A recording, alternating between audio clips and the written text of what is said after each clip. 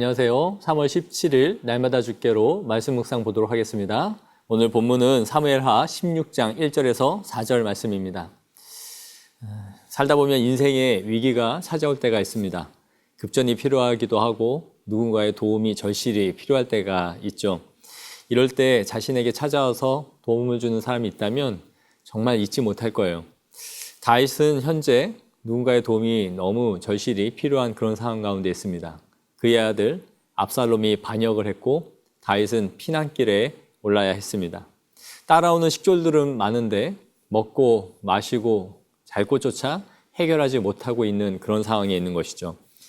사울에게 쫓겨다닐 때는 그나마 무일푼이었지만 당시에는 젊었을 때였어요. 그리고 이 고비를 넘기면 왕이 될 수 있다라는 희망이 있었을 것입니다.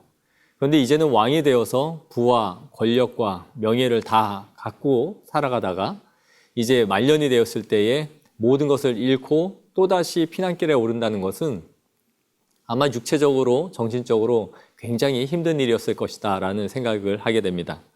이런 상황에서 그를 돕는 누군가가 나타나게 되는데요. 오늘 관찰 질문 보시면서 살펴보도록 하겠습니다. 관찰 질문 1번 보시면 마루턱을 지난 다윗을 찾아온 사람이 누구인지를 묻고 있습니다. 1절에 무비보셋의 종 시바가 안장 지은 두 나귀에 떡 200개와 건포도 100송이와 여름 과일 100개와 포도주 한 가죽 부대를 싣고 다윗에게 찾아왔다라고 말하고 있어요.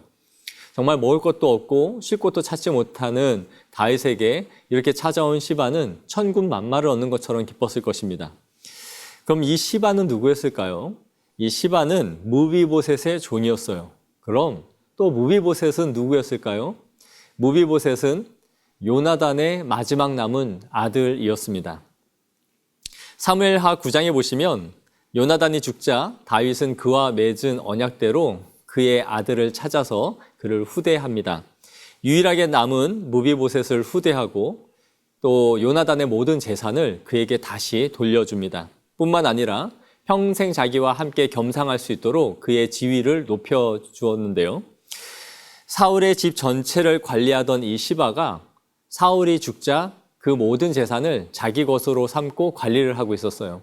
그런데 다윗이 무비보셋을 찾아서 그를 다시 왕자의 자리에 앉히고 그에게 모든 재산을 돌려주도록 합니다. 그리고 시바는 자신의 본래의 위치였던 종으로 돌아가게 되었던 것이죠. 그런데 오늘 이 시바가 다윗에게 찾아와서 도움을 주고 있는 것을 보게 되는 것이죠.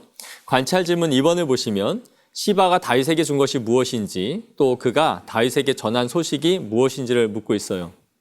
앞서 살펴본 것처럼 시바는 나귀의 떡과 건포도, 여름 과일과 포도주를 잔뜩 싣고 찾아왔습니다. 다윗은 시바의 주인인 무비보셋은 어디 있고 너만 와서 이렇게 하고 있느냐라고 묻죠. 그러자 시바는 3절에 이렇게 말해요. 무비보셋은 예루살렘에 있고 그가 말하기를 오늘 내 아버지의 나라를 내게 돌리리라 라고 말했다는 거예요. 반역이 일어난 중심지였던 이 예루살렘에 아직 무비보셋이 남아있다라는 것은 그 반역자들의 무리 속에 무비보셋이 함께 있다라는 것을 의미하는 것이죠.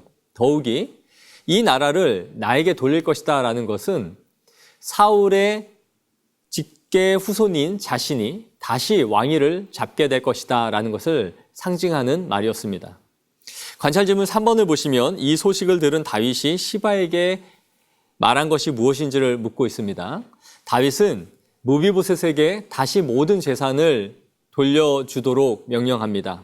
시바가 이제 모든 재산을 관리하게 했던 것이죠. 그리고 시바는 왕에게 이 은혜를 입고 무릎 꿇고 절하는 것이 오늘 본문의 내용이에요. 오늘 이 말씀을 또 우리에게 적용하고 나눠보기를 원하는데요. 사실 시바가 다윗에게 한 모든 말은 거짓이었습니다. 무비보셋은 다리를 저는 사람이었고 예루살렘에 반역이 일어났을 때 누군가의 도움이 없이는 나귀를 타고 도망칠 수 없는 그런 사람이었습니다. 그렇기 때문에 다윗을 쫓아 함께 피난길에 오를 수 없었던 것이죠. 그런데 오히려 시바는 이때를 기회 삼아 주인을 속이고 거짓말을 하여 무비보셋의 모든 재산을 자신의 것으로 만드는 꾀를 내었던 것이죠. 다윗은 이런 시바의 말만 믿고 모든 재산을 그에게 귀속시켜 주는 것을 보게 됩니다. 어떻게 보면 다윗은 이 시바의 꾀에 넘어가고 만 것입니다. 우리가 이 다윗의 말년을 보면 그가 주변에 있는 사람들의 꾀에 굉장히 쉽게 넘어가는 모습을 몇 번 보게 되는데요. 다윗은 요압이 보낸 드고아의 여인의 말에 의해 압살롬을 데려올 것을 약속합니다. 허락해 주었던 것이죠. 그리고 또 오늘 본문에 시바의 거짓 꾀에 속아서 또 다시 실수를 하고 있는 모습을 보여주는 것이죠. 이렇게 다윗이 분별력이 계속 흐트러지고 있는 이유가 무엇일까요? 그것은 그에게 찾아온 인생의 위기 때문이었습니다. 자신에게 찾아온 고난과 역경 가운데서 그의 분별력이 계속 흔들리고 있었던 것이죠. 이렇게 힘든 때에 자신을 공감해주고 자신에게 도움을 주는 손길에 쉽게 마음을 빼앗겨버리고 말았던 것입니다.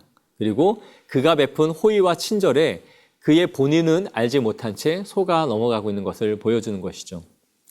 성경은 우리에게 항상 깨어 있으라 그렇게 말을 해요. 또 이 세대를 본받지 말라라고 말해줍니다.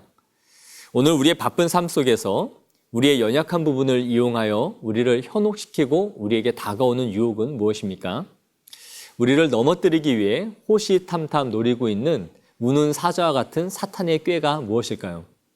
주님 앞에서 잘 분별할 수 있도록 지혜를 구하시고 기도하셔서 성령의 인도하심을 받는 오늘 하루가 되어지기를 축복합니다.